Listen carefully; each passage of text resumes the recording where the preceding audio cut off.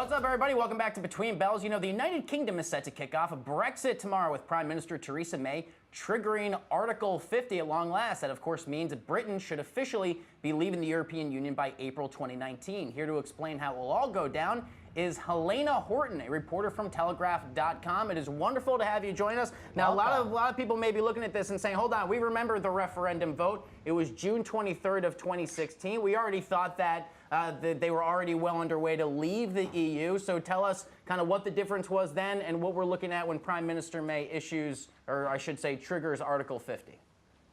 Okay, so tomorrow Article 50 gets triggered, and that's the letter Theresa May sends out to the European Union to tell them that we're leaving.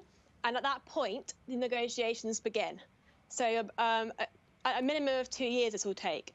Before then, we were kind of in a limbo because the Article 50 legislation had to go through the House of Lords. And also there was a Supreme Court case against Article 50. They thought, and then had to get voted through the Commons as well. So all of that took a long time.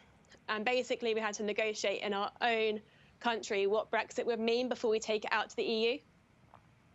Helena, this almost seems like it's like a divorce proceeding that this has to happen over the course of the next couple of years in terms of the lawyers and people from the European Union talking with and negotiating with lawyers and people from Parliament and from Theresa May's camp.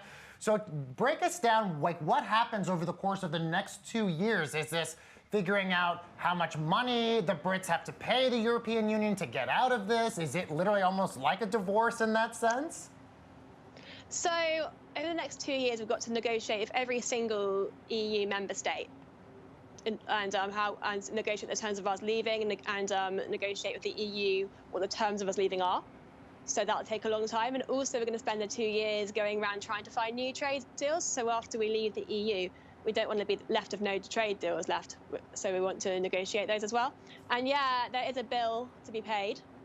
Our Brexit Secretary David Davies said on Question Time, which is a show in the UK, that we don't have to pay anything, we're not obligated to, and they're going to try and use that as a bargaining chip in the negotiations. But Juncker said that it could be in the realm of £61 billion. So. And would you guys have to pay? And you guys want to pay less than the 62 million or billion pounds, right? Well, Theresa May and co have been quite cagey about what the plan is because they keep saying they're trying to get the best plan possible for Brexit. And if we tell people exactly what we want to pay, exactly the terms of we want to leave on, they'll negotiate below that. So her rationale has been, don't tell the public what I'm doing. Don't tell reporters what I'm doing, just say Brexit means Brexit, and we're trying to get the best deal possible. So it's really hard to say what they actually want. I'd assume they want to pay less money, but they haven't really said that. They've said that in terms of arguing about it and in terms of what a potential debating and negotiating chip they could use, but I can't say to what they're going to do because they haven't said it to us yet. So. Helena, am I correct in understanding that basically one of the arguments to saying that they should pay is to say we were essentially one of the biggest partners here. We've been working with all these nation states for several decades. Us leaving when we are so deeply entrenched is largely going to leave a very big budgetary hole there. So talk to us a bit about the argument that says, look, we can leave, we can vacate from the European Union, but there is still a lot of payment that we need to do because it's essentially the right thing to do. Is that one of the arguments?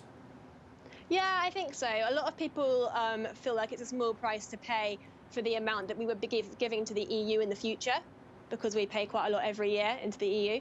Others think that we shouldn't pay it at all because the EU has held us down with red tape for so long and taken money off us. And others think, yeah, we should pay it because we've been stuck in and we've been helping out, and when we leave, it's going to leave a big hole. So, yeah.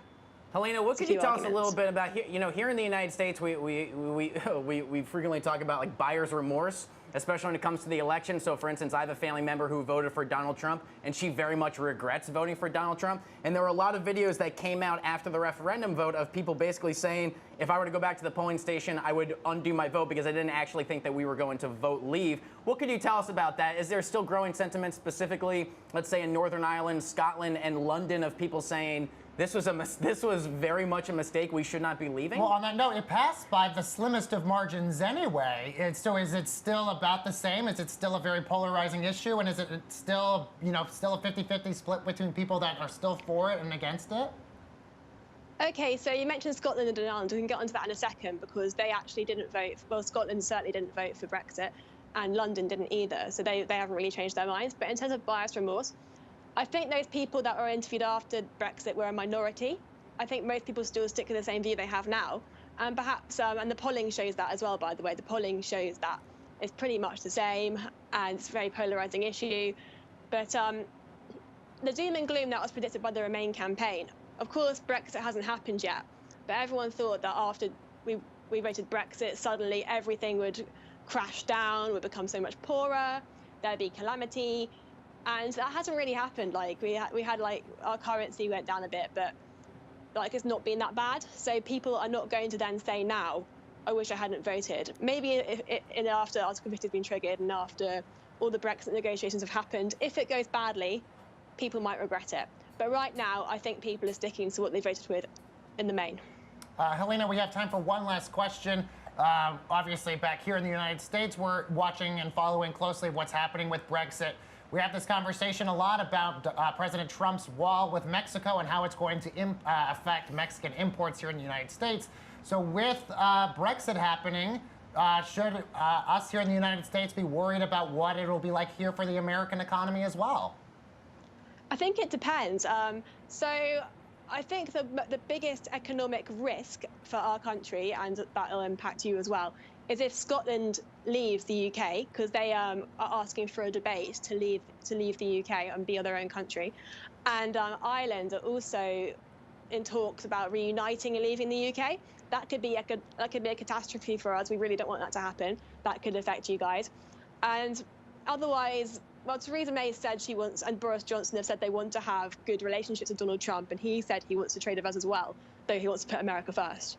So I don't think it would affect you guys too much, unless something drastic happens, like Scotland leaving or markets tanking after we leave. But the thing is, I think that's been factored in. The risk of us leaving has been factored in already a lot, so I'm not sure how bad it will be.